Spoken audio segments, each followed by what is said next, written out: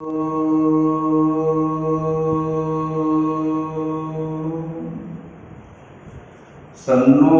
मित्रः सन्वरुणः सन्नो भगवद्वर्यमा सन्नो इन्द्रो बृहस्पतिः सन्नो विष्णुरुक्रमः। नमो ब्रह्मणे नमस्तेवाय। त्वमेव प्रत्यक्षं ब्रह्मासि त्वामेव प्रत्यक्षं ब्रह्म वदिष्यामि। ऋतं वदिष्यामि सत्यं वदिष्यामि। तन्मामवतु तद्वक्तारमवतु भवतु मामवक्तारम्। ॐ शान्तिः शान्तिः शान्तिः। शङ्करं शङ्कराचार्यं केशवं बादरायणं सूत्रभाष्यकृतौ वन्दे भगवन्तौ पुनः पुनः। ईश्वरो गुरुरात्मेति मूर्तिभेदविभागिने व्योमवद्व्याप्तदेहाय दक्षिणामूर्तये नमः। गुरुर्ब्रह्मा गुरुर्विष्णु गुरुर्देवो महेश्वरः गुरुः साक्षात् परं ब्रह्म तस्मै श्री गुरवे नमः।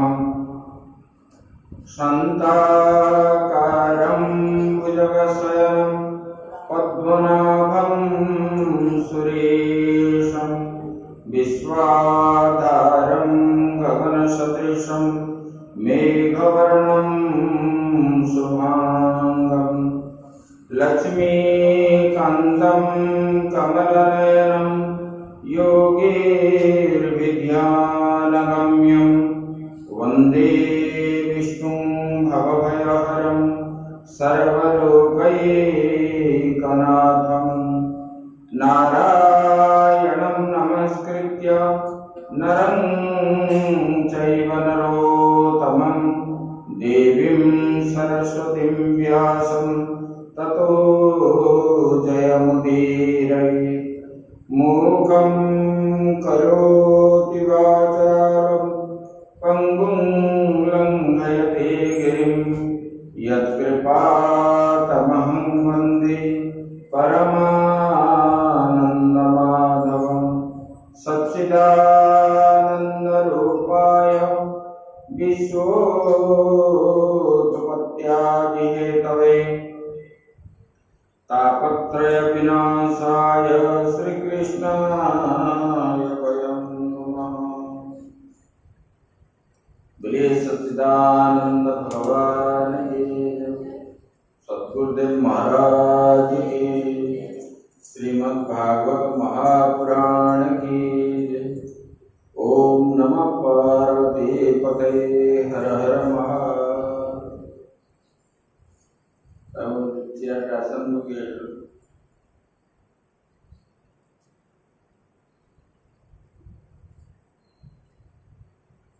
इधर आ जाओ, अंदर बैठो।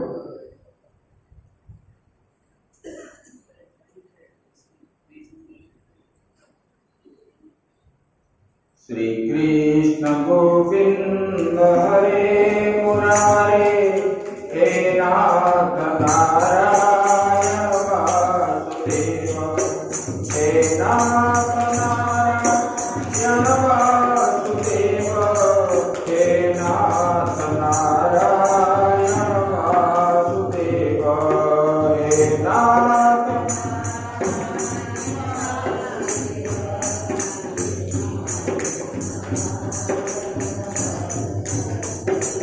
श्री कृष्ण विष्णु मधुकैटवारे भक्तानुकंपिन भगवन् मुरारे प्राय स्वमंके सवलोकनाथ गोविंद दामोदर माधवेति।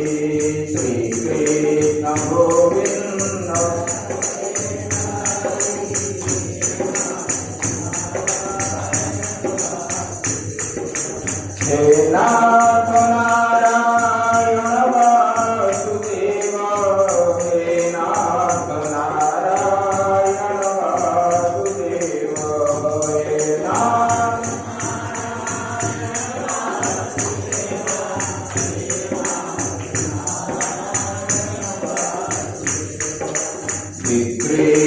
कामाक्षि गोपकन्या मुरारिपादार्पितचेतवृत्ति दद्यादिकं मोहवशादमोच गोविन्द दामोदर माधवेति श्रीकृष्ण गोविन्द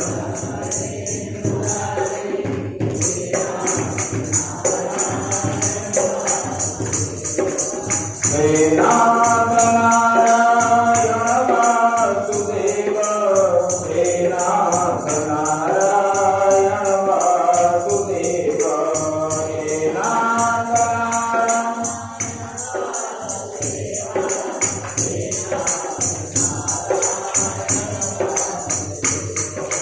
गृहे गृहे गोपवधू कदम्बा सर्वे विदित्वा समवाय योगी पुण्यानि नामानि पठन्ति नित्यं गोविन्द दामोदर माधवेति श्रीकृष्ण गोविन्द हरे मुरारे श्रीनाथ नारायण हे नाथ नारायण वासुदेव हे नाथ नारायण संसार भूते पतितोऽप्यगाधे मोहान्धपूर्णे विषयाधिकर्ते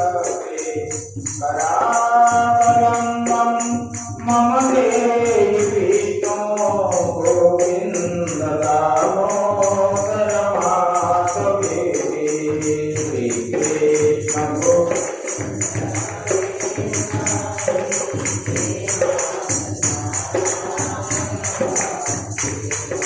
हे नाथ नारायण वासुदेव हे नाथ नारायण वासुदेव हे नाथ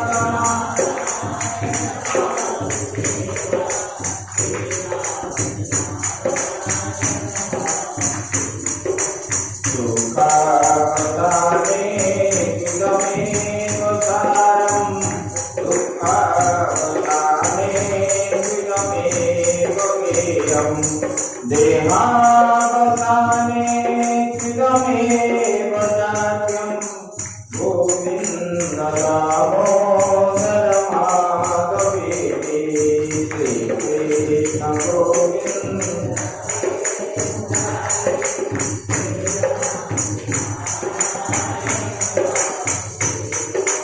हे नाथ नारायण वासुदेव हे नाथ नारायण वासुदेव हे नाथ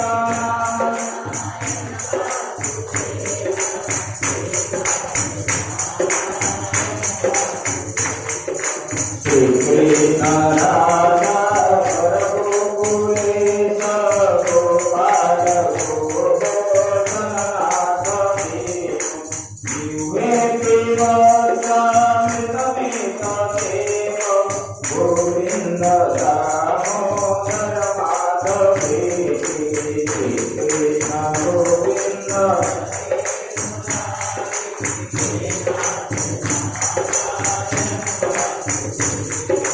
हे नाथ नारायण वासुदेव हे नाथ नारायण वासुदेव हे नाथ नारायण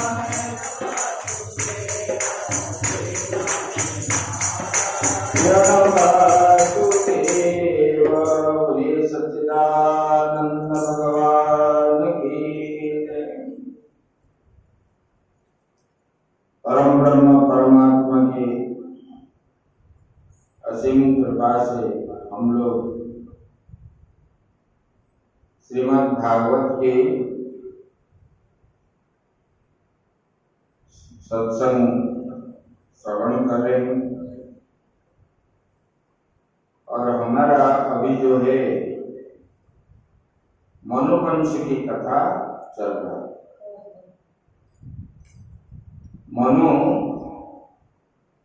के वंश में राजा सत्यव्रत आए, वो द्राविड़ के राजा, दक्षिण भारत, और वो भगवान के परम भक्त थे और भगवान ने उनको उपदेश भी किए।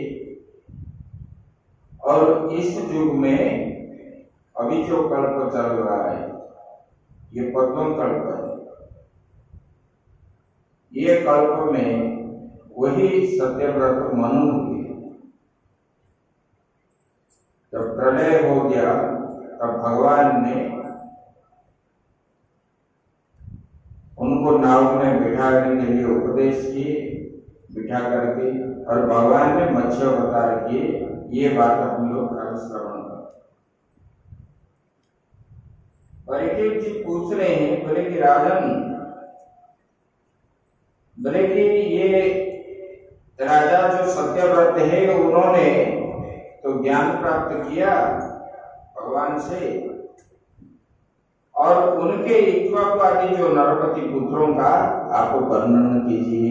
जिन ये राजा मनु के जितने पुत्र हैं सब आपको वर्णन कीजिए। तब सुखदेव जी कहते हैं, बोले कि ये मनु वंश जो है, श्रूयतां मानवो वंश प्राचुर्येण परन्तप न शक्यते विस्तारतो वक्तुं वर्ष शतैरपि। बोले कि आप सुनोगे मनु के वंश के बारे में हम बता रहे हैं, लेकिन विस्तार रूप से हम बता नहीं पाएंगे, क्योंकि विस्तार रूप से अगर बताएंगे तो बहुत समय लगेगा। इसलिए संक्षेप में प्राचुर्येण परन्तप, तुम मनुवंश का वर्णन जो है संक्षेप से सुनो और मैं आपको सुनाता हूं।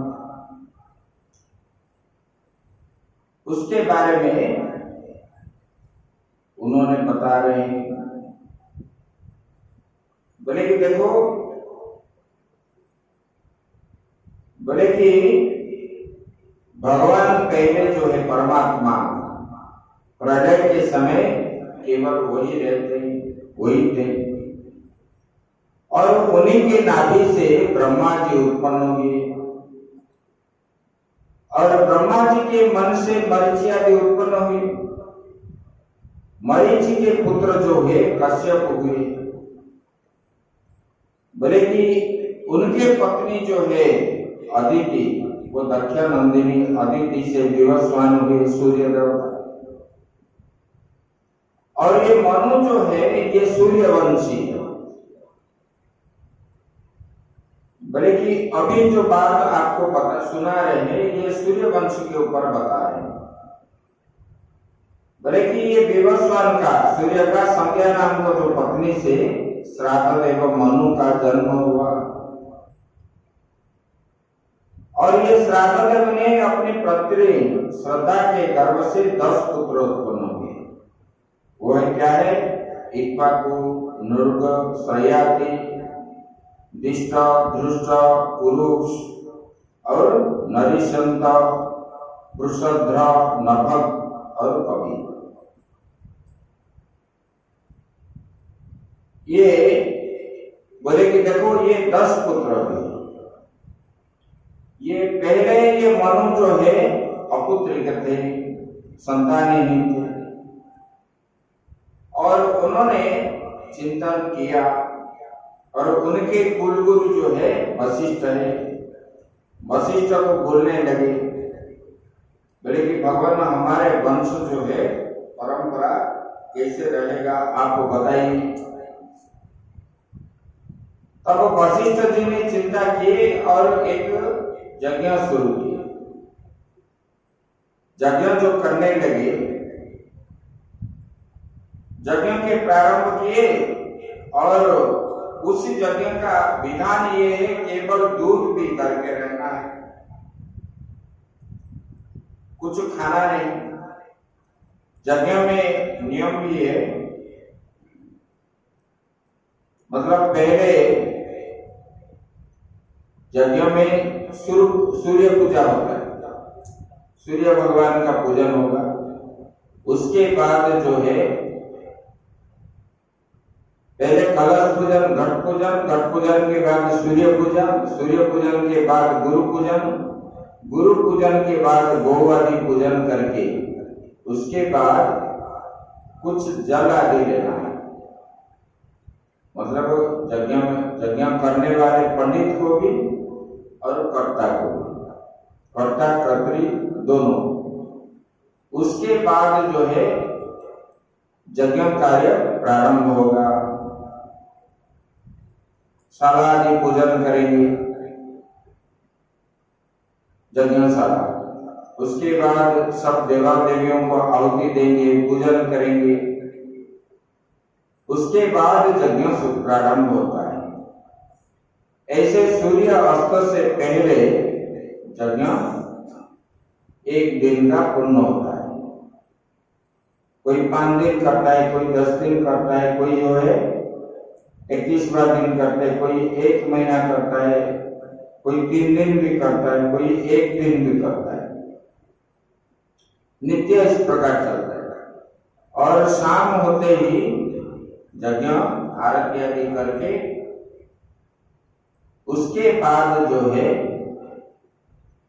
यज्ञ में बैठने वाले होता आचार्य आदि और कर्ता कर्त्री, ये जो है रात्रि को हविष्यान्न 1 टाइम भोजन करेंगे। वो भी बाहर नहीं, शुद्ध पुत्र से बनाया हुआ शुद्ध शाकाहार अन्न वो भोग लगेगा यज्ञ में। उसी को प्रसाद के रूप में ग्रहण करके रहना है। और चिंतन जो है कर्ता कर्त्री जिस भगवान का पूजन करेंगे उसी का मंत्र जाप, नहीं तो गुरु मंत्र का जाप करना है। और जितने दिन यज्ञ का दीक्षा लेकर के रहेंगे, राग द्वेष हिंसा काम क्रोध आसक्ति ये सब नहीं करना चाहिए। और घर जाना मना है, मतलब पंडितों को भी मना है, कर्ता को भी मना है। यही रहना है यज्ञशाला के पास और भगवान का चिंतन करना है, ये इसका विधान है। तो राजा मनु ने जब पहले संतान नहीं थे वशिष्ठ से बात किए, फिर जो है यज्ञ प्रारंभ किए, दूध पी करके रहे। और भगवत मनु के जो धर्म पत्नी थे श्रद्धा, उन्होंने जाकर के वशिष्ठ जी आचार्य थे, उन्होंने पुत्र के लिए संकल्प किए। और ये श्रद्धा जो है उन्होंने बोले कि होता को जाकर के बोले कि मैं तो पुत्री चाहता हूं। होता मतलब आचार्य को छोड़ करके बाकी जो पंडित थे उसी को बोलते हैं होता। और प्रणाम पूर्वक उन्होंने यात्रा किया, मुझे दुनिया प्राप्त हो। तब होता ने संकल्प कर लिया और यज्ञ चालू रहा। यज्ञ होने के बाद कुछ दिनों के बाद पुत्री उत्पन्न हुई। तब राजा मनु ने वशिष्ठ जी को पूछने लगे, बोले कि भगवान ये कैसा है, आपने संकल्प किए पुत्र के लिए और पुत्री कैसे हो गई? देवता लोग भी अपना वचन जो है उल्टा कर देते हैं। तब जो है वशिष्ठ जी चिंतन किए और उनको मालूम हो गया। तब उन्होंने बोला राजा इसमें दोष यज्ञ का नहीं है, देवताओं का नहीं है। रानी ने होता को बोले कि मुझे पुत्री चाहिए। तब जो है होता ने उसी हिसाब से आहुति डाली तो पुत्री कन्या हुई। तब राजा मनु ने बोले कि मुझे तो पुत्र ही चाहिए। तब वशिष्ठ जी ने भगवान विष्णु का उपासना किए और उपासना करने के बाद कुछ दिनों के बाद उन्होंने फिर वही कन्या को पुत्र बना दी भगवान ने। और वो जो है सुद्युम्न नाम हुआ, उसका नाम सुद्युम्न हुआ। देखो पहले भी संकल्प करके भगवान का आराधना करके पुत्र को भी पुत्री करते थे, पुत्री को भी पुत्र करते थे। तब ये सुद्युम्न जो है जब बड़ा हो गया, एक दिन जंगल में गया और जंगल में गया, जाते जाते घोर जंगल में प्रवेश कर लिया और वो जो है मेरू पर्वत के तलहटी पर वो जब गया, उसी वन में शंकर पार्वती जी के साथ शंकर भगवान ने विहार कर दिया। और उस जंगल में जैसे प्रवेश हुआ, वो सुद्युम्न जो है फिर जो है कन्या बन गई। पुत्र तो हुआ था, लेकिन उस जंगल में जैसे प्रवेश किया, उन्होंने स्त्री का रूप धारण कर लिया और जितने घोड़े थे वो सब घोड़ी बन गए साथ में, और पात्र मंत्री सब जो थे वो सब स्त्री बन गए। क्या हुआ कि एक बार वहां पर शिव जी और पार्वती जी, उनका जो है रावण स्थान वही है, और वहां पर प्राय समय वो रहते हैं। और कुछ ऋषि शिव जी का दर्शन के लालसा से चले गए वहां जब गए, वहां पर उन लोगों ने देखे कि माता पार्वती जो है शिव जी के ऊपर बैठे और शिव जी जो है उनको पकड़ करके कुछ पाप कर रहे हैं। ये देख करके ऋषियों ने वापस आ गए। तब जो है शिव जी ने वहां श्राप दिए, इस जंगल में कोई भी आएगा तो वो उनका जो है स्त्री रूप बन जाएगा। तब ये जो है सुद्युम्न वहां उस जंगल का नाम अंबिका वन है, और वहां पर ये स्त्री बन गया, उसका नाम हुआ ईड़ा कन्या। और वहां रहने लगा और घर में आया नहीं। उसी समय उन्होंने वशिष्ठ जी का चिंतन किया। तो फिर यहाँ पर चंद्रपुत्र जो है बुध, वो बुध भी उसी जंगल के पास ही उन्होंने तपस्या कर रहा था। और ये ईड़ा कन्या को देख करके उनके मन में आसक्ति हो गई, क्योंकि चंद्र की पत्नी जो है तारा, वो तारा जो है इसमें नहीं है, वो महाभारत में। ये तारा देखने में अत्यंत सुंदरी है, ये बृहस्पति का पत्नी है। और चंद्र आकर के उनको लेकर के चला गया। तब कुछ दिन जो है चंद्र के पास उन्होंने रहने लगे। तब इधर जो है बृहस्पति ने बोले कि ये ब्रह्मा जी के पास गए और बोले कि देखो मेरे पत्नी को ये चंद्र ने ले लिया। तब ब्रह्मा जी चंद्र को बुलाए बुलाए तो तब ब्रह्मा जी पूछने लगे आप क्यों ली। और उनके पास जो बुद्ध पुत्र था, ये पुत्र को ब्रह्मा जी बोल रहे हैं कि ये मेरा पुत्र है, चंद्र बोल रहा है मेरा पुत्र। तब ब्रह्मा जी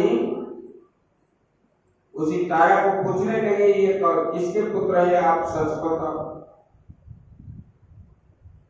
तब जो है उन्होंने बताया ये बृहस्पति जी का पुत्र है। तब इनको लेकर के गए और बुद्ध को माता के ये जो कार्य हुआ उसी में दुखी होकर के माता को भी कुछ श्राप लगा था ऐसे, उसी श्राप से मुक्ति होने के लिए इन्होंने आकर के यहाँ तपस्या करा। बोले कि ये बुद्ध जब ईड़ा करने को देखा तब ये ईड़ा करने के प्रति वो आसक्ति हो गई। तब जो है उन्हें उनको शादी करने के लिए चाहा। फिर उन दोनों से पुरुरवा उत्पन्न हुआ, राजा पुरुरवा चक्रवर्ती सम्राट। आपको आगे आएगा, आगे अध्याय में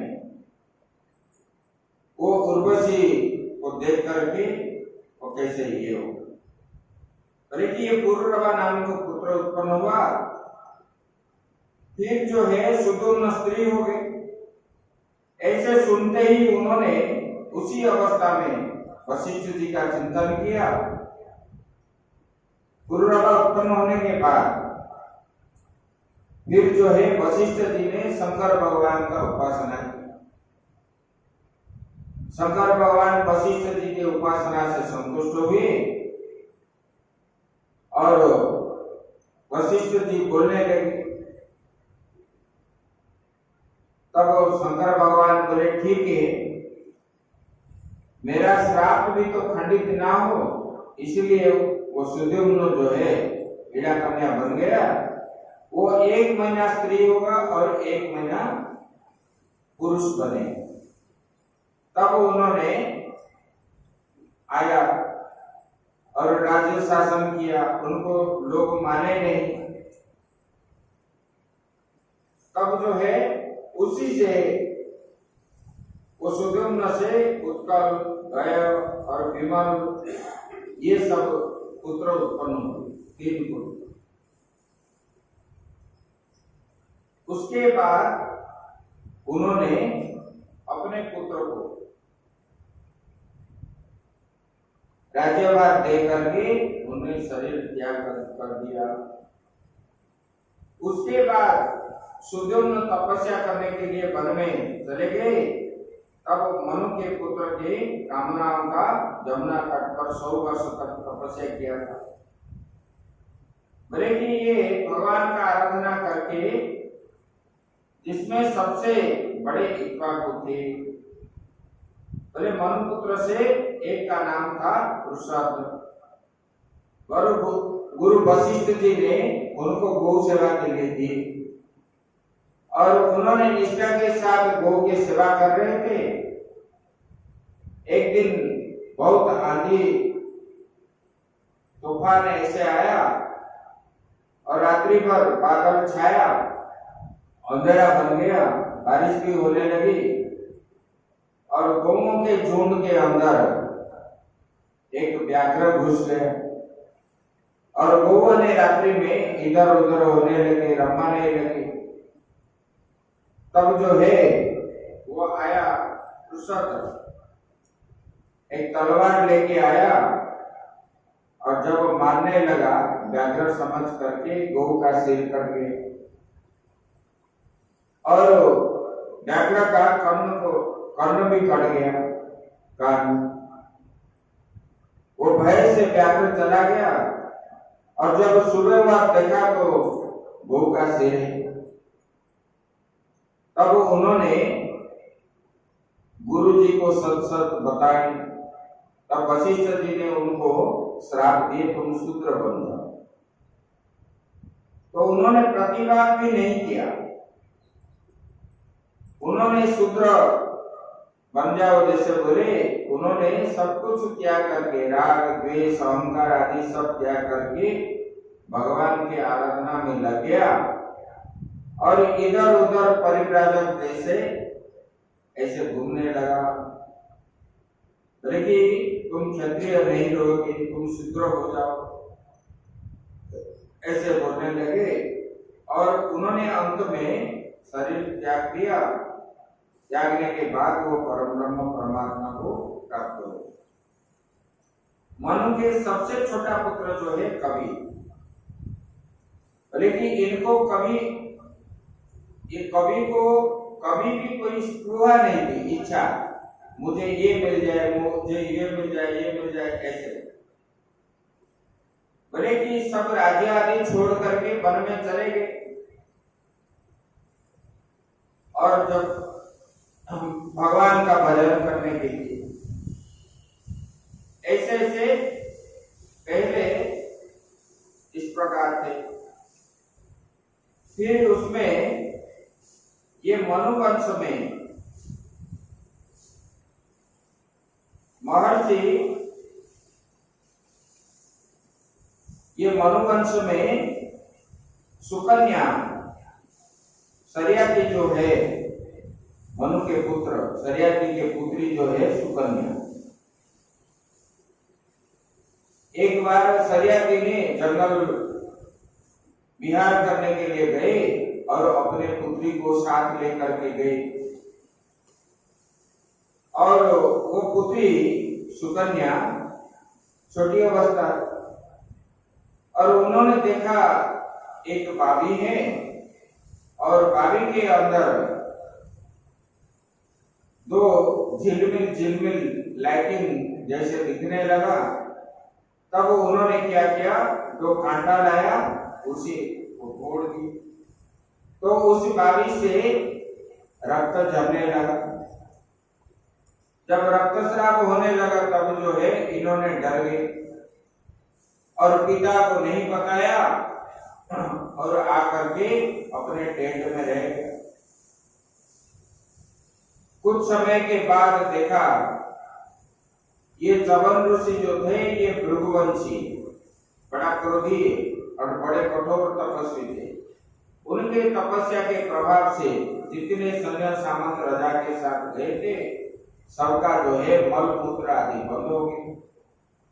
बंद हो गया तो ये राजा को जब मालूम पड़ा तब राजा ने पूछा कि किसने ऐसा कर्म किया, किसने कोई गलती कर्म किया है जिसके द्वारा ये च्यवन मुनि का आश्रम है और उन्हीं से ये से ही ये सब बंद हो गया।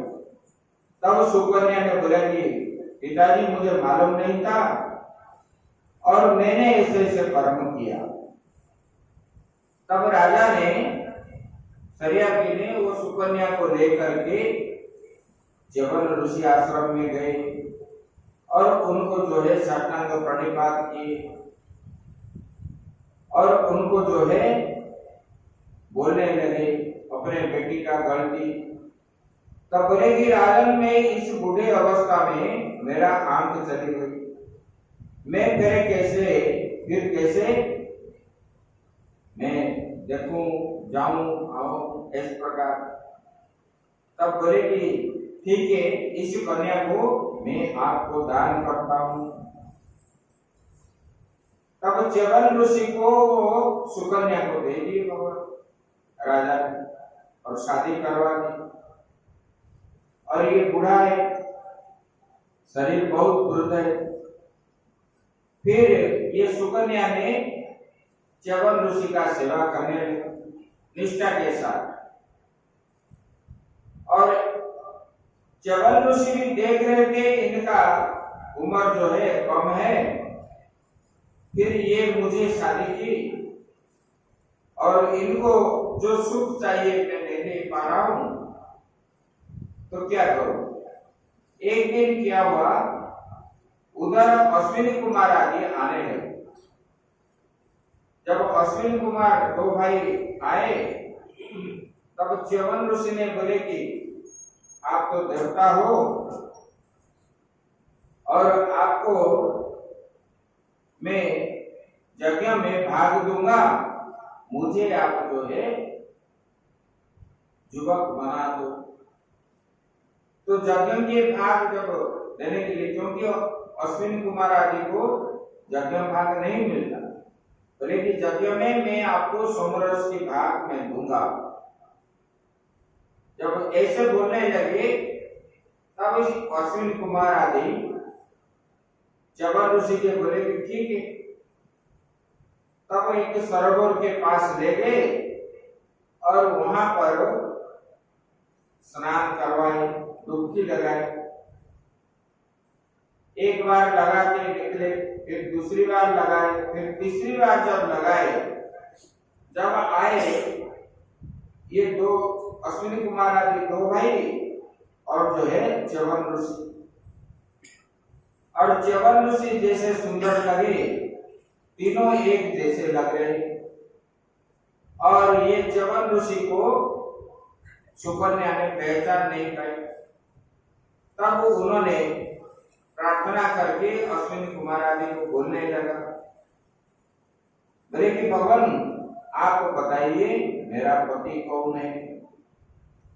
तब उन्होंने बता दिए।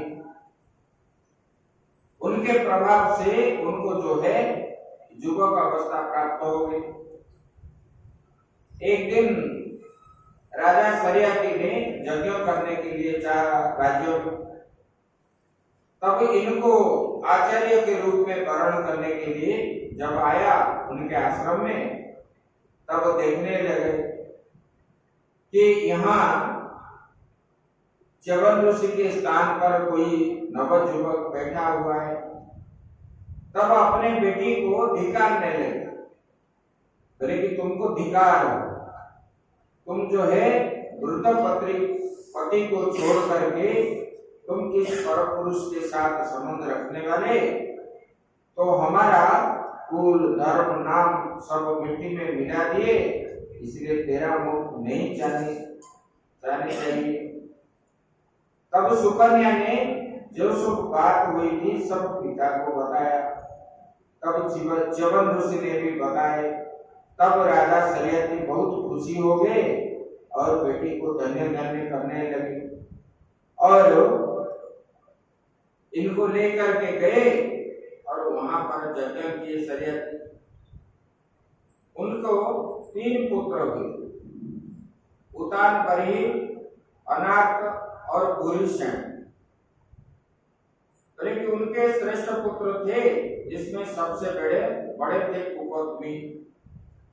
कुकोत्मी जो है उनके कन्या रेवती को लेकर के, देखो ये कुकोत्मी सरियाती के पुत्र थे, सत्यजुग थे, और उनको उपयुक्त वरपात्र नहीं मिलने के कारण उन्होंने ब्रह्मा जी के पास लेकर के गए थे अपने पुत्री, और ब्रह्मा जी का वहां कुछ चल रहा था।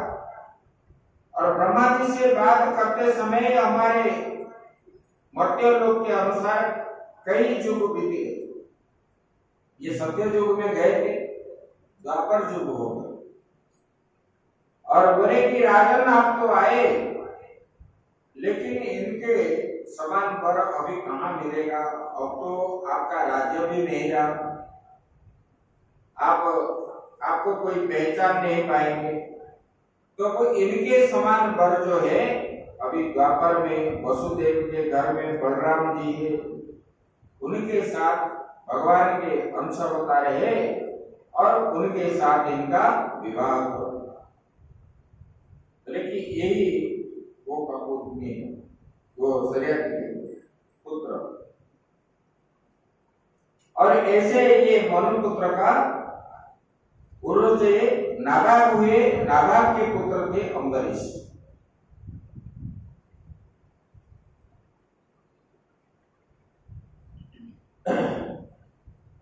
गोविंद बोलो हरि गोपाल बोलो, गोविंद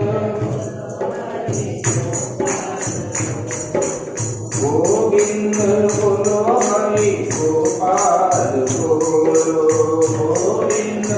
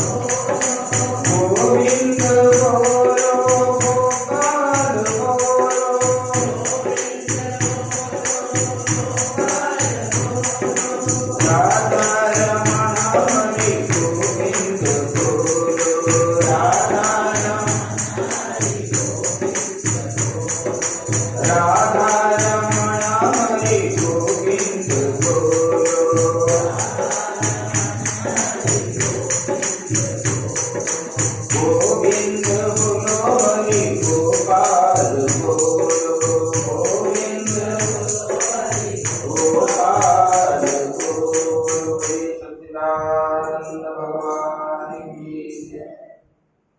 देखो, पहले ये जो वंश तत्व आता है, इसमें ये नवम स्कंद पूरा जो है वंशानुचरित है, इसमें और कुछ नहीं। ये गपी ये वंशानुचरित जो बता रहे हैं, इसमें भी सीखने का बहुत चीज है। देखो, जो आया है मनुष्य जन्म पाना,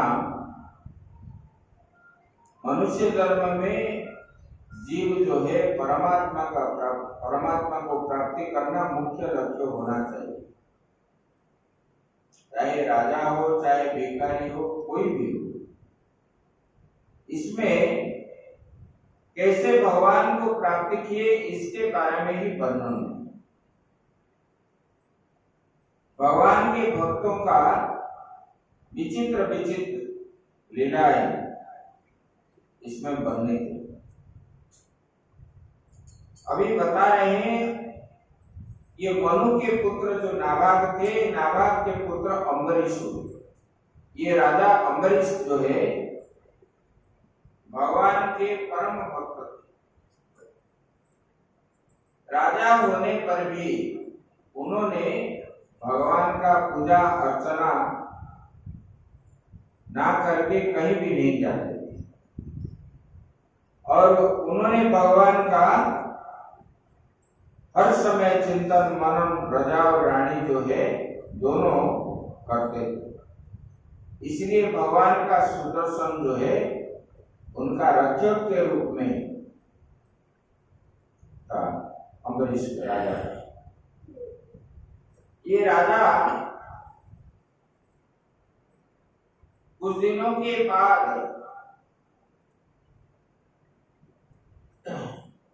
एकादशी पारायण किया।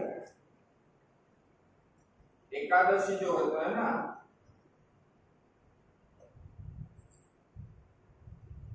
एकादशी जो होता है, एकादशी मतलब अपने एकादश इंद्रियों को विजय प्राप्त करना, मतलब अपने अधीन में रखना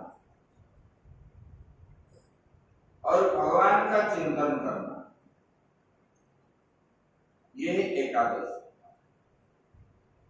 हम जब भोजन आदि करेंगे, भोजन से इंद्रियां क्या होते हैं, उद्वेग हो सृष्टि कराते हैं। भोजन से हमको फल प्राप्त होते, तब इंद्रिया ये खाना है, ये देखना है, ये करना है, इसी प्रकार मन को जो है करते हैं। इंद्रियाणि प्रमादीनि हरन्ति प्रसवं मनः। जैसे खाद डालने पर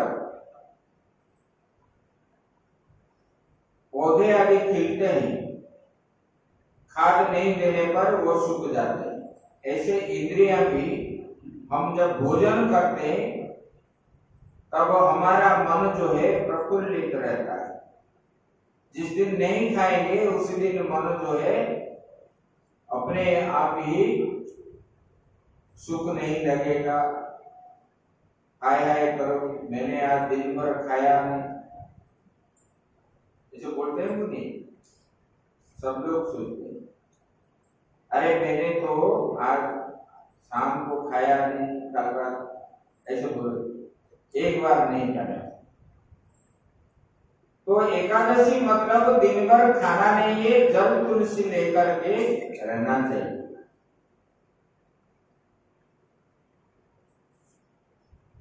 और एकादशी के दिन सूर्य का प्रभाव, देखो हमारा जठराग्नि और सूर्य के साथ संबंध रहता है। उसी दिन अगर हम अन्नादि भोजन करेंगे, तेल मसाला आदि खाएंगे, तो पेट बीमार बनेगा, जठराग्नि। ये अग्नि के साथ हम जो भोजन करते हैं, ये भोजन जो करते हैं, हमारा हजम प्रक्रिया सूर्य रश्मि के साथ संबंध रहता है। दिन में जो खाते हो पच जाता, रात्रि में जो खाते हो वो पचता नहीं। इसलिए जो लेट रात्रि में जो खाते हैं 10 बजे 11 बजे 12 बजे उनको ज्यादा बीमार होते, इसलिए बताए गए शास्त्र में 9 बजे के बाद जो भोजन करते हैं वो भोजन प्रेत भोजन होता है। मनुस्मृति में लिखा है, मतलब इधर विज्ञान भी बता रहा है शाम को भोजन करना चाहिए और भोजन के बाद 3 घंटे के बाद ही सोना चाहिए, आधा भोजन पच जाए तब उनको जो है देखो भोजन से भी कई बीमारियां निवृत्ति हो जाती है। आप दवाई से ये करो, दवाई से निवृत्त रहो, दवाई जरूरत नहीं है। हम खान पान में इधर उधर जो करते हैं इसकी वजह से हमको दवाई लेना पड़ता है और दवाई खाना भी अच्छा नहीं है। हमारा शरीर में बीमार क्यों बनते हैं? कफ वात पित्त के द्वारा ही ये शरीर बना हुआ है और ये तीनों में इनबैलेंस हो गया, कभी कफ बढ़ जाता है, कभी पित्त बढ़ जाता है, तब जो है बीमार बनते हैं। और शुद्ध सात्विक भोजन करना है और समय के अनुसार भोजन करना है। दिन में बताया गया 12 बजे से पहले भोजन करना चाहिए, उसके बाद मध्याह्न हो जाता है, भोग भी नहीं लगता भगवान 12 बजे, मतलब 11-12 के अंदर ही भोग लगता है, उसके बाद नहीं लगता। लगाते हैं लेकिन नहीं लगता शास्त्र के अनुसार। और हम लोग भोजन भी जो है 11 बजे के 12 बजे के अंदर ही करना चाहिए। जो भगवान को भोग लगता है वही खाना चाहिए। इसलिए ये जो हमारा नियम बताया गया, ऋषि मुनियों ने लिखे प्रतिपदा को किस किस चीज को नहीं खाना चाहिए, द्वादशी मतलब द्वितीया को क्या नहीं खाना चाहिए, तृतीया को क्या खाना चाहिए, चतुर्थी को क्या नहीं खाना चाहिए, सब सब्जी भी दाल भी ये भी सब जो बनाए उसके साथ हमारे शरीर के साथ संबंध रहता है तो बीमार नहीं बनते। ऐसे तो ये जो है एकादशी व्रत जो पालन किए, एकादशी का अर्थ होता है पारायण का 1 साल के लिए उन्होंने अनुष्ठान किया। जल तुलसी लेकर के रहेंगे, 10वीं रात्रि को भोजन नहीं करेंगे, दिन में करेंगे और एकादशी दिन भर नहीं करेंगे। और द्वादशी जब आएगी तो द्वादशी तिथि जब आएगा तब जो है उसी में भगवान का पूजन आदि करके चरणामृत आदि पा करके भगवान का पूजा अर्चन ये सब करने के बाद ब्राह्मण को भोजन कराना है। साधु संत ब्राह्मण ये कराने के बाद ही भोजन करना चाहिए, ये शास्त्र का प्रमाण बताया। ये राजा अम्बरीश ने एकादशी पारायण व्रत जो है ये 1 साल के लिए होता है, मतलब 12 महीना में 26 एकादशी वो कर रहे थे। और एक दिन क्या हुआ, वो एकादशी और उन्होंने एकादशी किए थे और द्वादशी जो है वो बोलते हैं कि जितने समय द्वादशी है इतने समय में ही भोजन करना चाहिए, अगर नहीं करोगे फिर त्रयोदशी लग जाएगी तो फिर नहीं करना। और उसी समय कौन समय था? द्वादशी। उसी के बीच में दुर्वासा जी आ गए। दुर्वासा ऋषि जहां पर जाते हैं सब लोग डरते हैं। और उन्होंने जब आए तब राजा सब ब्राह्मणों को भोजन करा रहे थे। जब दुर्वासा जी को देखे, उनको साष्टांग प्रणिपात किए और उनको आसन पर बैठा करके उनको पूजन आदि करवाए। फिर बोले कि भगवान आप भी यहाँ भिक्षा कीजिए। बोले कि ठीक है। फिर उन्होंने चले नदी के किनारे गए और वहां स्नान वान संध्या आदि करने के बाद आएंगे। तब ये जो गए स्नान आदि करने के लिए,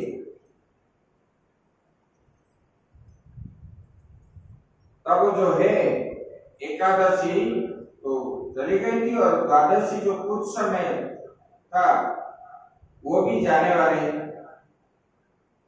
और पंडित को पूछने लगे। पंडित जी ने बोले, राजन आप एक काम करो, भगवान का चरणामृत पार हो तो द्वादशी दोष और नहीं लगेगा, फिर त्रयोदशी आने पर आप खा सकते। क्योंकि अगर मैं पा लूं तो महात्मा को बिना खिलाए मैं कैसे खाऊं, ये भी प्रश्न हुआ। तब जो पंडितों ने बोले कि आप एक काम करो, पहले आप चरणामृत पा लो, इसमें दोष नहीं लगता है।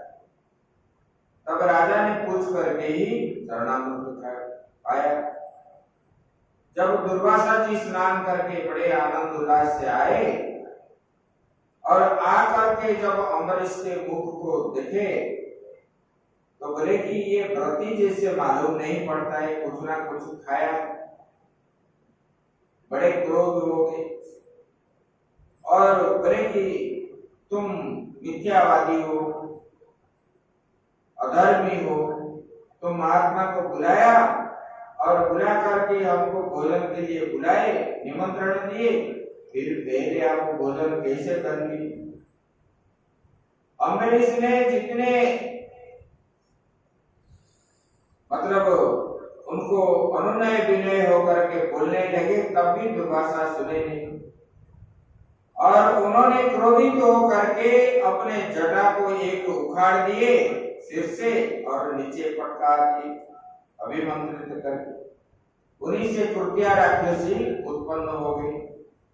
बोले कि जाओ ये मिथ्यावादी राजा को दंशन करो। तब वो जलती हुई कृत्या जब जाने लगी अम्बरीश के पास, तब अम्बरीश राजा के चतुर्पार्श्व जो है भगवान के सुदर्शन घूम रहा है। सुदर्शन जो है अम्बरीश राजा का रक्षा करते हो, जिसको दिखाई नहीं पड़ता। और जब कृत्या गई उनके पास तो सुदर्शन चक्र जो है कृत्या के पीछे पीछे भागने लगे। और दुर्वासा जी देख रहे हैं कृत्या सुदर्शन के स्पर्श से वो भी जल रही और उनका शरीर विध्वंस हो गया।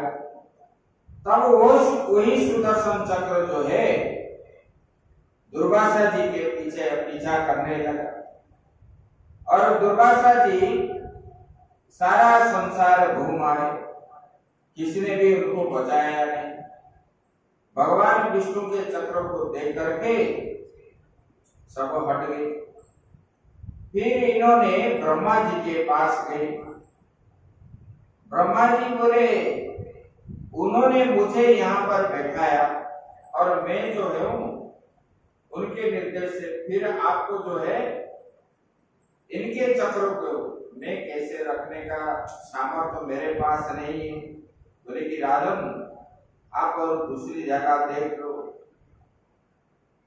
जब ऐसे बोलने लगे फिर जो है उन्होंने शिव जी के पास गए और शिव जी भी बोले कि ब्रह्मा और मुझे बनाने वाला वही परमात्मा है, भगवान विष्णु ही। और उनको उनके चक्र को हम कैसे रोक पाएंगे। फिर हम उनको रोकेंगे चाहे रोकेंगे तो उनके द्रोही बन जाएंगे, हमें ऐसे करने हैं।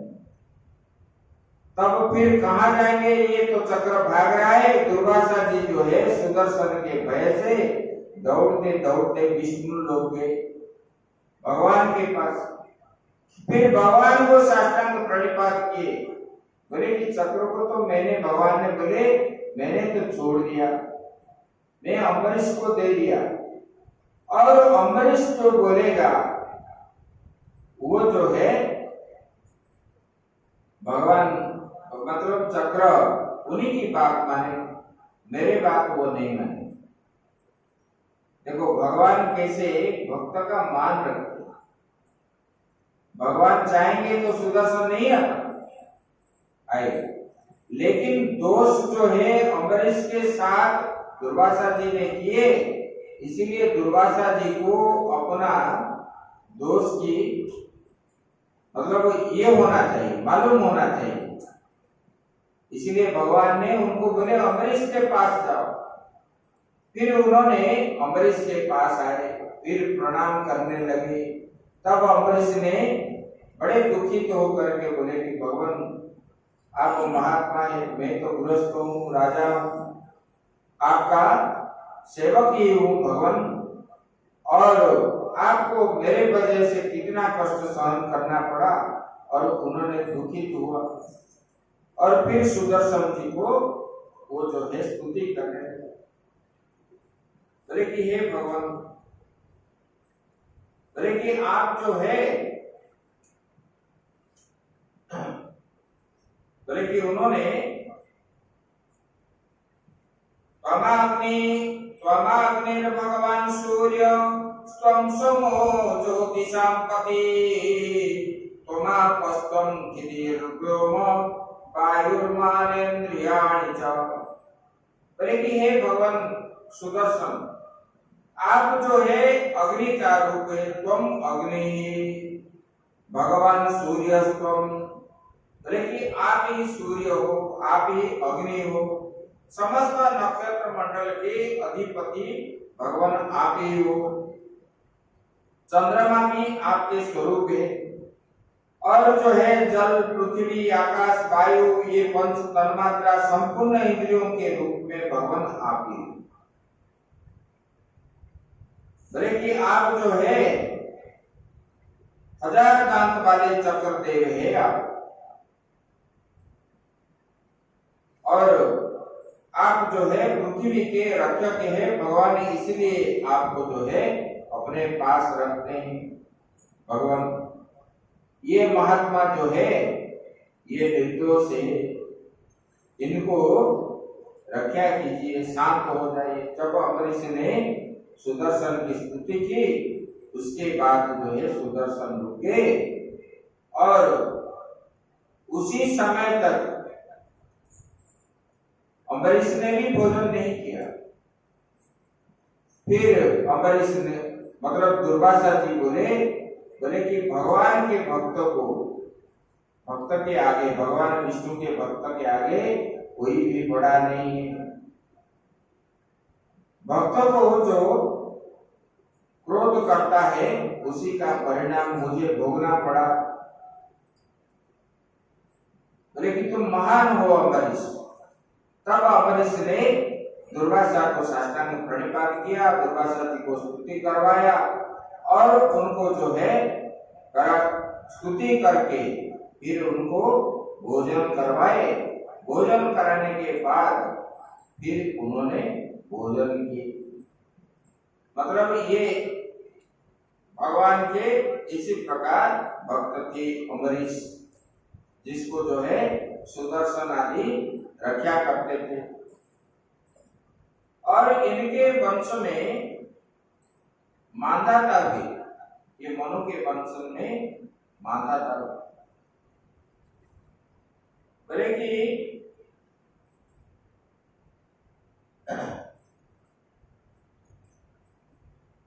ये मांधाता उत्तंग ऋषि को प्रसन्न करने के लिए पुत्र के साथ कुंदु नामक दैत्य का वध किया, कुंदु साथ, और ये जो है इनके पिताजी, बोले कि ये जुबनासु, ये जुबनासु जो है ये मांधाता के पिता थे और उन्होंने यज्ञ किया। यज्ञ जब किया तब ये जंगल में रहे ऋषि आश्रम में, और रात्रि को उनको जो है बड़े प्यास लगा और पुत्रष्टि यज्ञ कर रहे थे। वो जिस कट को बैठाए थे पुत्र प्राप्ति के लिए, और रात्रि में ये पहचान नहीं पाया और जल्दी ज्यादा प्यास जो लगा उन्होंने वो जल पी ली। जब पी लिए जुबानासुर, तब उनका जो है पुरुष होने पर भी उनका गर्भ संचार होने लगे, गर्भस्थ शिशु रहे। तब उन्होंने फिर ये पुत्र उत्पन्न कैसे होगा, फिर उनका जो है जांघ को फाड़ करके वो पुत्र उत्पन्न होगा। और फिर वो खाएगा क्या है, फिर इंद्र ने अपने उंगली दिखा दिए, तब उन्होंने चूसने लगा और उसका नाम हुआ मांधाता। ये मांधाता के 60 कन्या थे और बड़ा जो है तपस्वी राजा थे, प्रतापी भी चक्रवर्ती सम्राट थे। आप लोग कभी जाओगे तो ओंकारेश्वर महादेव जो है उनको मांधाता ने, वहां एक मांधाता पहाड़ है, वहां पर बैठ करके उन्होंने तपस्या किए थे और उनकी वजह से शिव जी वहां जो दर्शन दिए, दीर्घ काल का तो तपस्या किए खड़े होकर, और इसी मांधाता के द्वारा ही ओंकारेश्वर भगवान वहां पर प्रकट हुए और उन्हीं भक्तों के इच्छा से वो ज्योतिर्लिंग बन गए ओंकारेश्वर भगवान।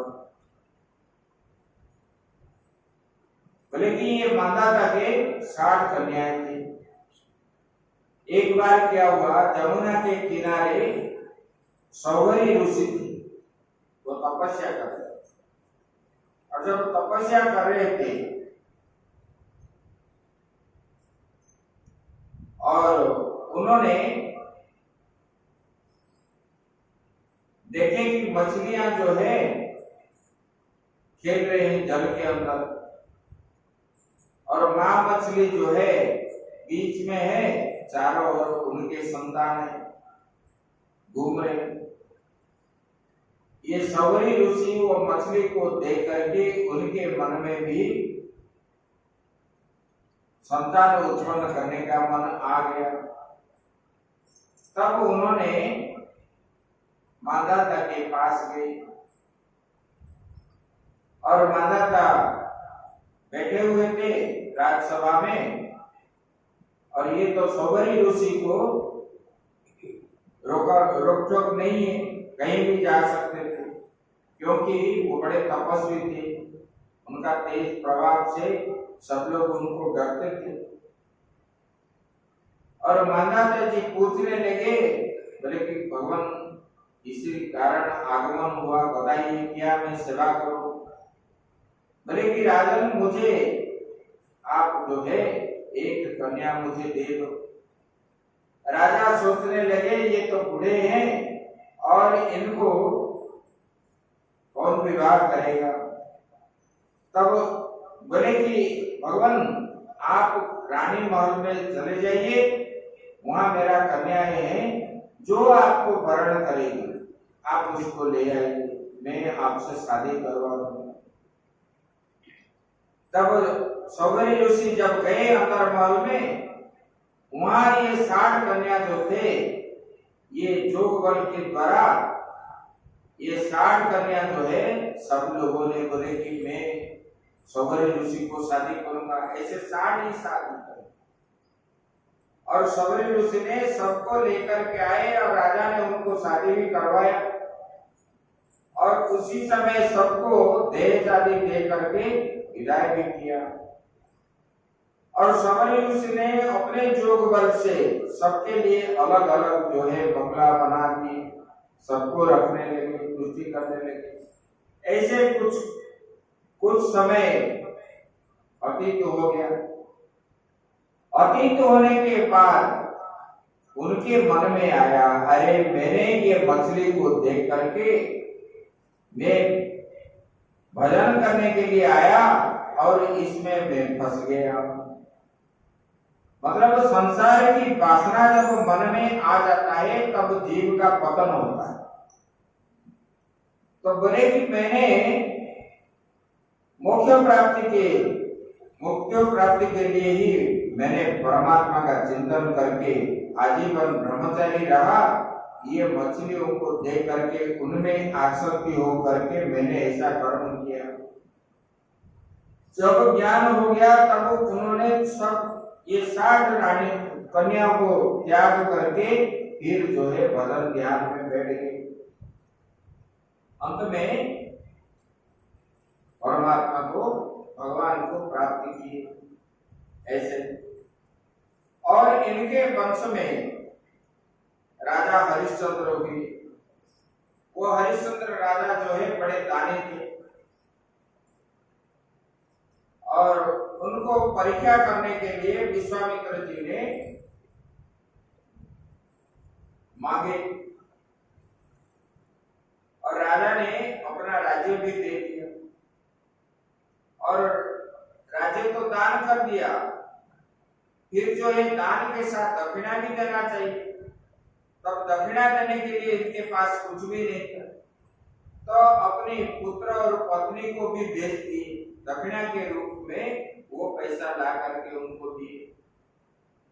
फिर राजा जो है जा करके काशी में स्मशान घाट में रहे, स्मशान जगने लगे, उससे कुछ पैसा मिलता था। और एक दिन क्या हुआ, रात्रि को सांप डस लिया तो उनके पुत्र मर गए। तो रानी ने उसी पुत्र को लेकर के, रोहित को लेकर के आए जलाने के लिए। तब वहां पर ये स्मशान घाट जलने वाले राजा वहां है और वो जो रो रहे थे वो पुत्र को याद करके, बोले कि ये स्वर तो जो है कि जान पहचान लगता है, इसके क्या है, और पैसा नहीं देने से यहाँ जला नहीं पाओगे, ये मेरा मालिक का आदेश है। तब रानी ने बोलने लगी कि मेरे पास ऐसा पैसा नहीं है। तब पूछने लगे तुम कौन हो, क्या है। तब ये रात्रि अंधकार में बताने लगी, तो मैं ऐसे रानी थी और मेरा पुत्र ये है और मेरा स्वामी ऐसे बड़े पुण्यवान राजा थे और राज्य चला गया। तब जो है राजा और रानी मिलने लगे और पुत्र को जब जलाने चाहे तब जो है विश्वामित्र वहां पहुंच करके उनको बचा दिए। ऐसे हरिश्चंद्र जैसे राजा इन्हीं। उसके बाद उनके वंश में सगर आए, उन्होंने भी बहुत यज्ञ करवाए और अश्वमेध यज्ञ जो किए उनके बहुत सारे पुत्र थे और ये इंद्र ने आकर के इनके अश्व को ले गए और जहां कपिल मुनि तपस्या कर रहे थे वहां पर बांध दिए। तब इनके पुत्र को भेज दिए, बोले कि जाओ उनको ढूंढ करके लाओ घोड़े। और उन्होंने जब गए देखे कपिल मुनि आश्रम में, मैंने पृथ्वी को खुदाई कर दी, वो सागर बन गया। अभी जो सागर है पृथ्वी को खुदाई करते करते जब देखे वहां पर कपिल मुनि का आश्रम जहां पर है वहां पर कुछ दूर में ये घोड़ा को बंधा हुआ देखने लगे। तब जो है कपिल मुनि को ये सब गाली गुलौज करने लगे, ये भंड है, तपस्वी नहीं है, घोड़ा जो है हमारा चुरा करके लाया है। तब कपिल भगवान जब ध्यान से उठे, देखे ये लड़ने के लिए तैयार है, सगर पुत्र आदि, उनको जो है जल अभिमंत्रित करके फेंक दिए, सब वहां पर ध्वंस हो। और उनके मुक्ति के लिए इसी वंश में भागीरथ आए। ये सगर के पुत्र जो है तो चले गए और ये भागीरथ ही उनके वंश में आए। फिर उन्होंने तपस्या करने लगे, गंगा जी को ये धरा पृष्ठ में लाए और अपने पितरों को जो है उद्धार किए। ये पतित पावनी गंगा को उन्होंने जो भागीरथी आए उन्होंने बहुत दीर्घ काल तक गंगा जी का तपस्या किया। उसके बाद जो है गंगा जी बोले, मैं तो आप बुलाने पर मैं जाऊंगी धरा पृष्ठ में, फिर मैं स्वर्ग से जब गिरूंगी तब जो है इसको आधार चाहिए, नहीं तो मैं रसातल पाताल को चला जाऊंगी। तब जो है इन्होंने शिव जी का आराधना किया। फिर शिव जी जो है उसी में संतुष्ट हुए और अपने जटा में गंगा जी को धारण किए। इसलिए भगवान शिव जी का नाम क्या है? गंगाधर। हम बोलते हैं ना आरती में, जय गंगाधर हर शिव, बोलते हैं ना, यही गंगाधर। गंगा जी को अपने जटा में रखे और गंगा जी उधर से आए और प्रवाहित हो करके जब सागर में मिले, तब जो है ये मनुवंश के सगर के पुत्र आदि वो सब मुक्ति हुई। इसके बाद इनके वंश में जो है दशरथ के पुत्र जो है भगवान राम हुए। और भगवान ये दशरथ जो है अपुत्रिक थे।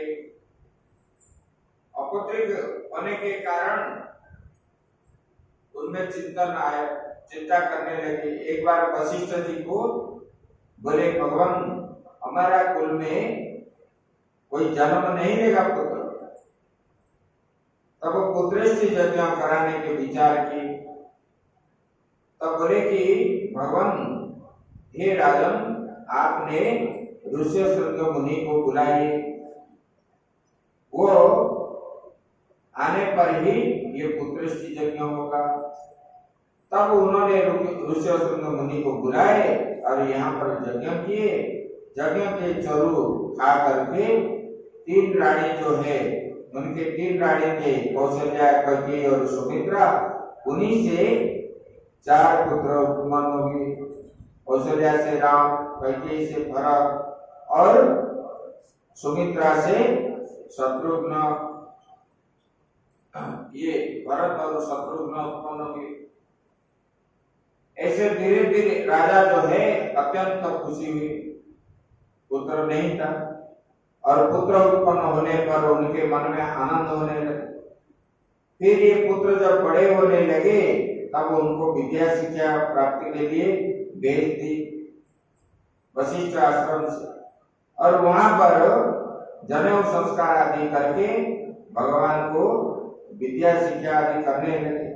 भगवान जो है ये चारों भाई कम दिन में समस्त विद्याओं का, संसार में जितने सारे विद्या है सब विद्याओं का अधीनस्थ करके वो वापस आए अपने पिता माता के पास।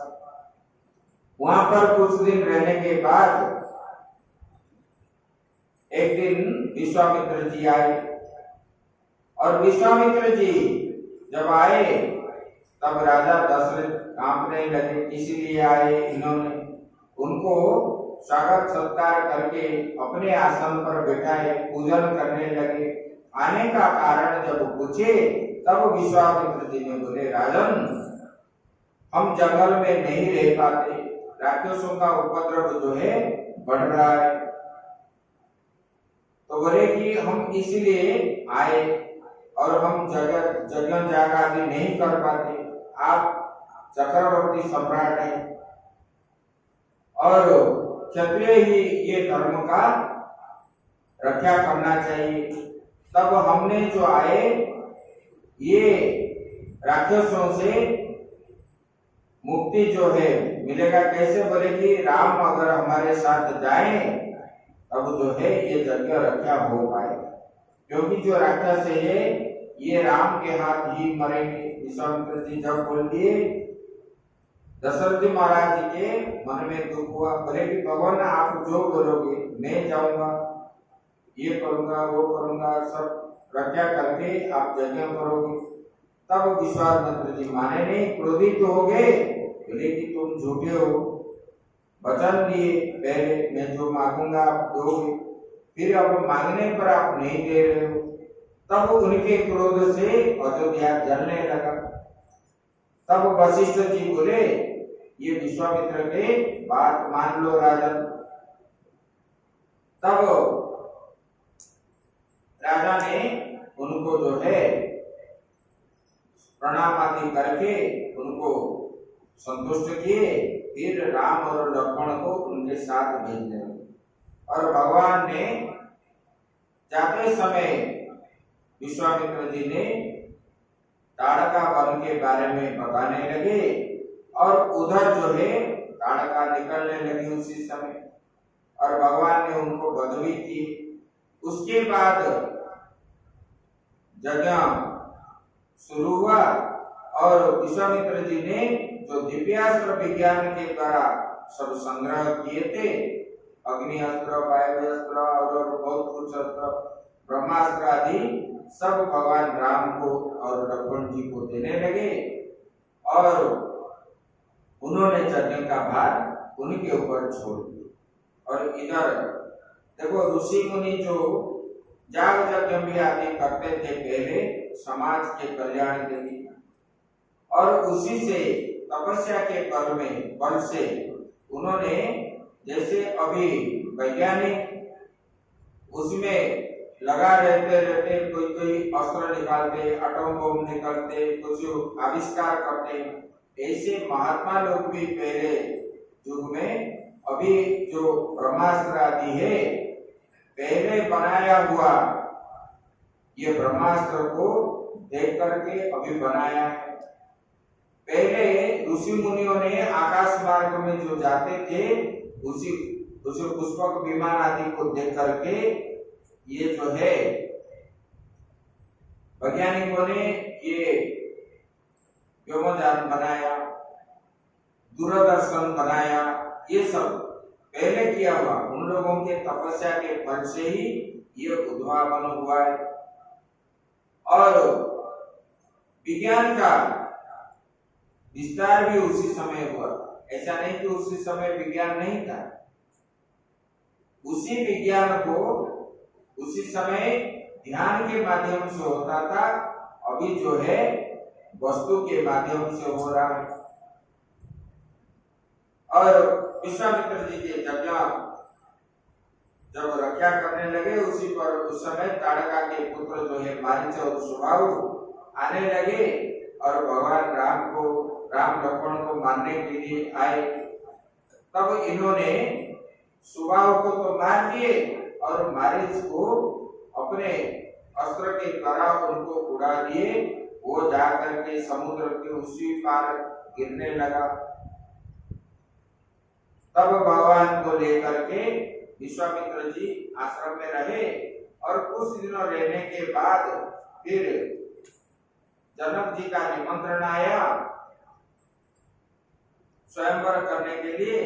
तब विश्वामित्र जी को जब निमंत्रण आया, विश्वामित्र जी ने भगवान राम और लक्ष्मण को लेकर के वहां पर गए और उसी स्वयंवर में भाग लिए। और स्वयंवर में भाग लेने के बाद फिर सब राजाओं ने ये शिवधनु को देख करके भागने लगे और कोई उठा भी नहीं पाए। तब वहां पर विश्वामित्र जी की प्रेरणा से भगवान राम उनको उठाए और उनमें ये चढ़ाए। उसके बाद अस्त्र मतलब उन्होंने प्रत्यंचा जब चढ़ाने लगने जा रहे थे तब वो धनु जो है खंडित हो गया और उनके शिवधनु के खंडित जब हुआ, सारा त्रिभुवन प्रकंपित होने लगा। तब जो है परशुराम जी आ गए क्रोधित होकर, ये मेरे आराध्य देव का धनुष है, इसने तोड़ा, मैं उसको वध करूंगा। क्षत्रियों का विरोध थे उन्होंने, और परशुराम जी को देख करके सब लोग घबरा गए, क्षत्रिय सब भागने लगे। तब भगवान राम ने उनको समझा बुझाए, बोले कि भगवान आपका तो मेरा तो छोटा नाम है 2 अक्षर वाला, आप तो परशु सहित राम है, परशुराम है, और भगवान आप मुझे पहचान नहीं पाते। तब जो है ध्यान से जब देखे भगवान विष्णु का मूर्ति राम के अंदर देखने लगे, तब जो है उनके पास जो अस्त्र था उन्होंने दिए और वो अस्त्र को जब उनका धनुष चलाए तब परशुराम जी को ये हो गया कि ये स्वयं भगवान के अवतार है। तब उन्होंने प्रणाम करके भगवान राम को उधर से चले गए और भगवान जी जो है सीता जी के साथ उनका विवाह हुआ और उनके साथ साथ भी उनके और 3 बहन के साथ ये 3 भाइयों का विवाह होने लगा। उसके बाद अयोध्या आए। कुछ दिन रहने के बाद भगवान को जब राजा बनाने के लिए दशरथ जी चाहे तब ये कैकेयी ने उनको वर मांगने लगे, लेकिन भगवान मुझे पहले जो वर देने का था वो अभी दीजिए, 2 वर देने के लिए बोले। तो कैकेयी ने जब वर मांगे तब दशरथ जी, क्योंकि दशरथ जी जानते थे कि कैकेयी जो है राम को कितना प्रेम करते थे, ये वर मांगे हुए ये उनके विश्वास में नहीं था। तब कैकेयी ने मांगे राम 14 वर्ष वनवास जाए, दूसरे वर में भरत जो है यहाँ राजा बने। तब इस बात पर भगवान राम ने अपना राज्य आदि सब त्याग करके पिता के सत्य रक्षा करने के लिए जंगल निकल पड़े और इधर पुत्र को याद करते करते दशरथ जी अपना शरीर त्यागे। ये सब भगवान का लीला है। फिर वहां पर गए भगवान राम ने ऋषि मुनियों के साथ आश्रम में मिले, किसी के साथ संबंध नहीं रखे, ना नगर के अंदर भी रहे, ना नगर के कुछ ये खाए, कंदमूल फल आदि खाए, रोटी चावल ये नहीं ग्रहण कर रहे। कंदमूल फल जो है 14 साल तक खाने लगे। नगर के अंदर जो है 14 साल प्रवेश भी नहीं की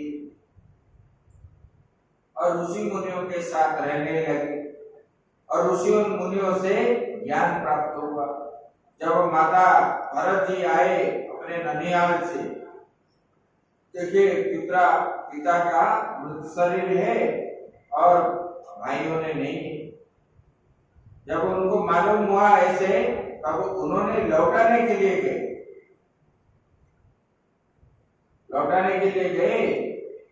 जब कैकेयी ने वहां पर भगवान राम को वापस आने के लिए बोले कि तू मुझे ना दंड भी देता ना मुझे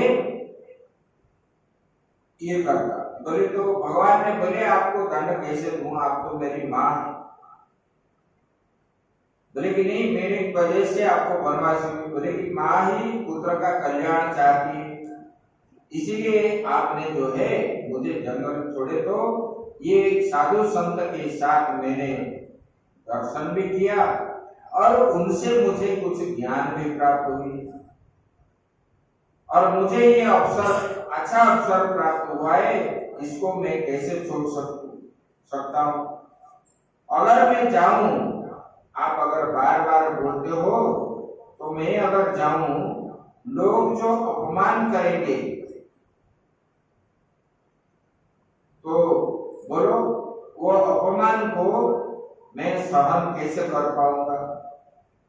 तब आप अगर उसी निंदा को सहन करोगे तब मैं जाऊंगा। तब सब लोग चुप हो गए और चले गए। भगवान राम जंगल में गए और उधर जो है चित्रकूट से भगवान अयोध्या के पास रह रहे थे और चित्रकूट जो है चित्रकूट से दंडकारण्य चले गए। दंडकारण्य में जाकर के बहुत राक्षसों को बधक हुए उन्होंने,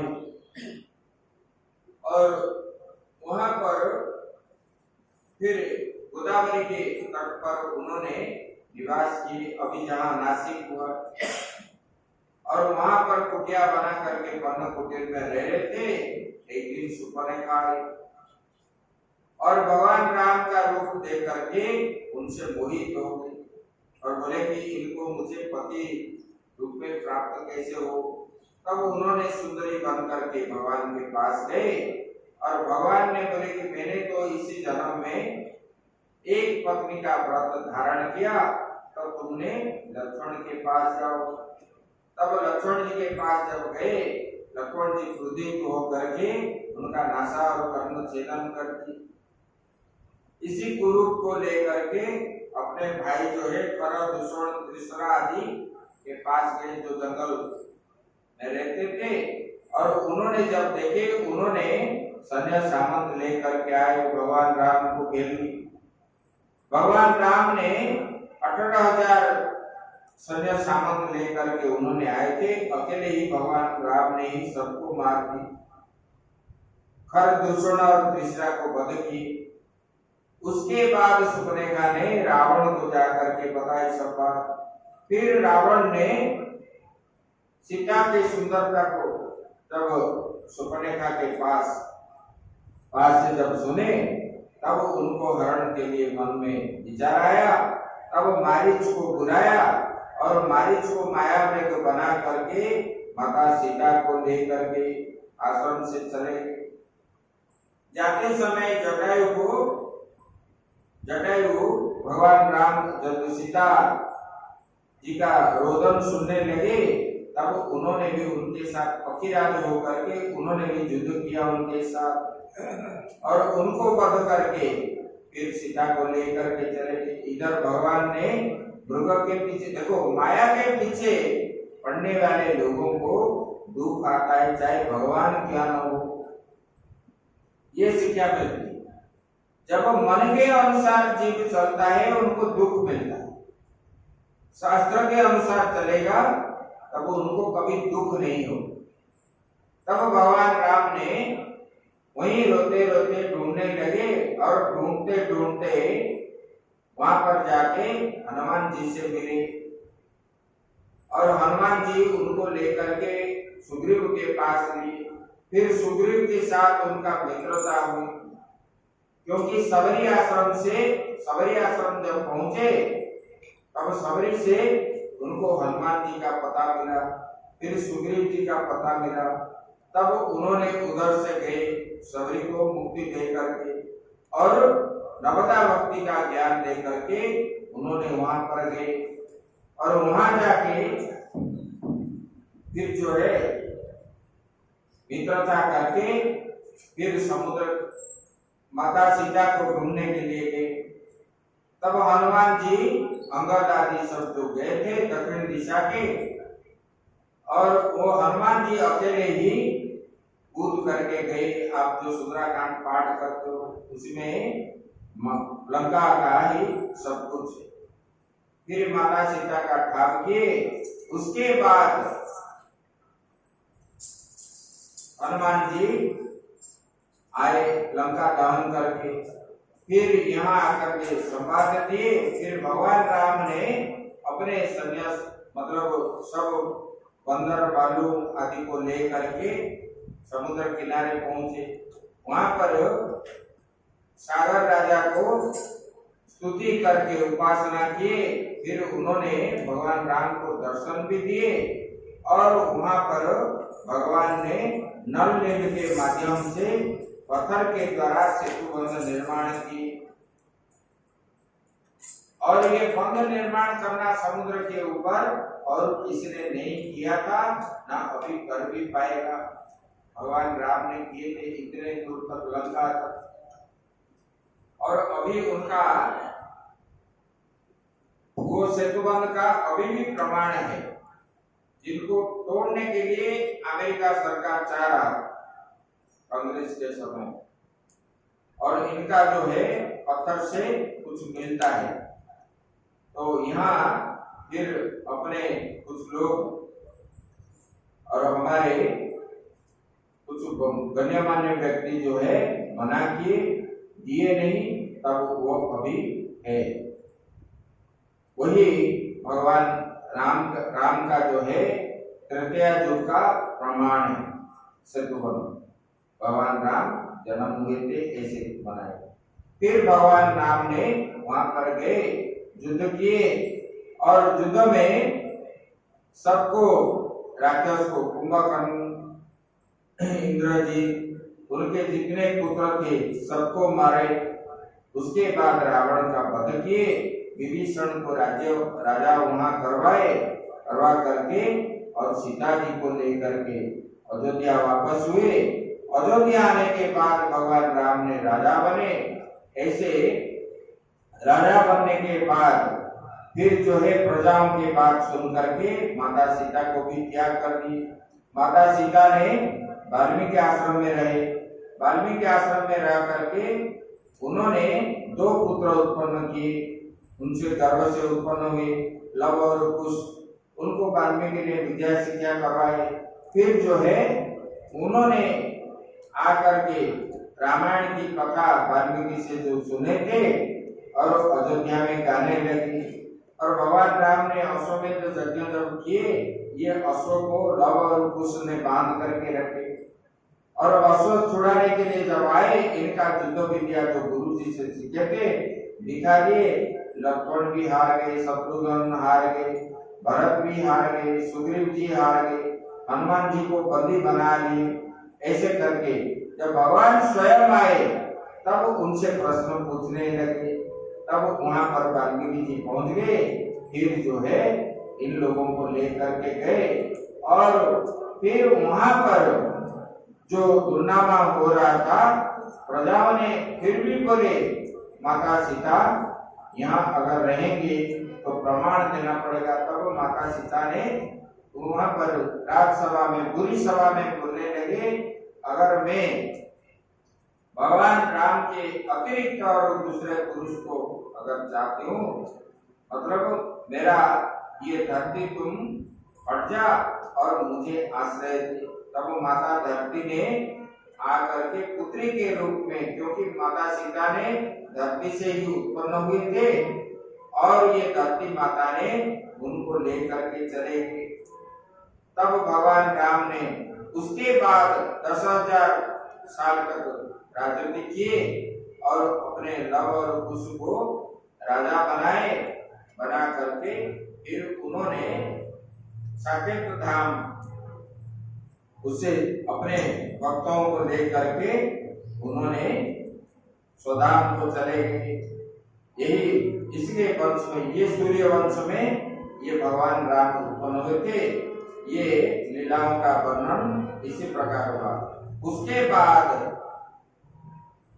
जो है इक्ष्वाकु के शेष राजा का वर्णन हम लोग कल सुनेंगे, और जो है चंद्रवंशी की कथा, ये सूर्यवंशी की कथा होगी, और चंद्रवंश की कथा श्रवण करेंगे। उसके बाद आप जो है भगवान श्री कृष्ण के जन्म की कथा आ जाएगी, इसलिए मैंने आज जल्दी ले गया।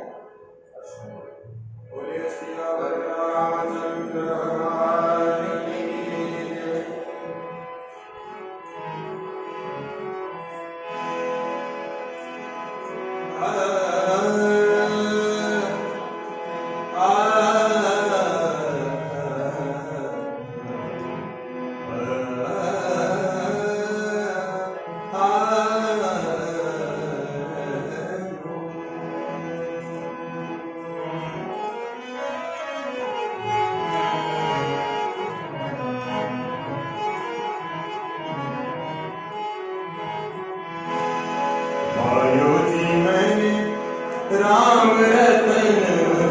पायो पायो जी मैंने राम रतन धन पायो पायो जी मैंने राम रतन धन पायो राम रतन धन राम रतन धन राम रतन धन राम रतन धन पायो जी मैंने राम रतन धन पायो पायो जी मैंने राम रतन धन पायो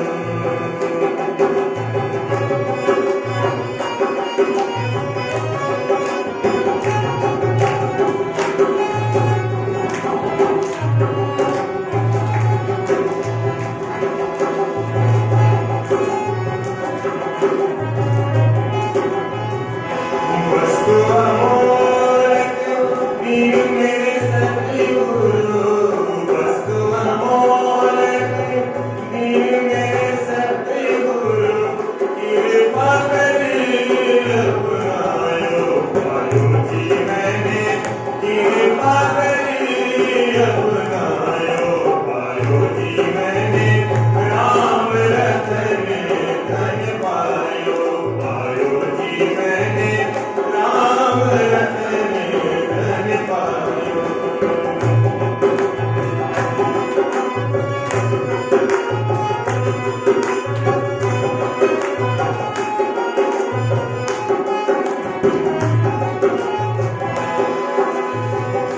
जन्म जन्म की पूंजी पाई जन्म जन्म की पूंजी पाई जन्म जन्म की पूंजी पाई जग में नहीं पायो पायो जी मैंने जग में संगीत पायो पायो जी मैंने राम रतन धन पायो पायो जी मैंने राम रतन धन पायो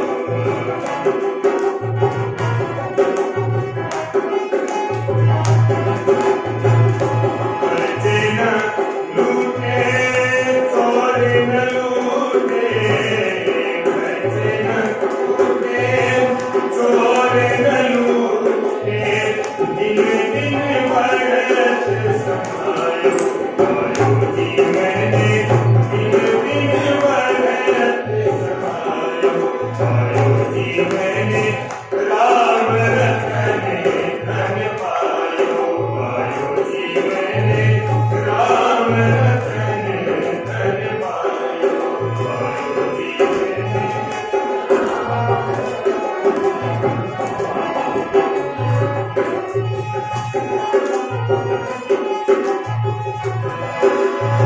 सत्य की नाम केवटिया सतगुरु सत्य की नाम केवटिया सतगुरु सत्य की नाम केवटिया सतगुरु भवसागर में तरायो पायो जी मैंने भवसागर में तरायो पायो जी मैंने राम रतन धन पायो पायो जी मैंने राम रतन धन पायो मीरा के प्रभु की करना मीरा के प्रभु मीरा के प्रभु की करना मीरा के प्रभु की करना हर्ष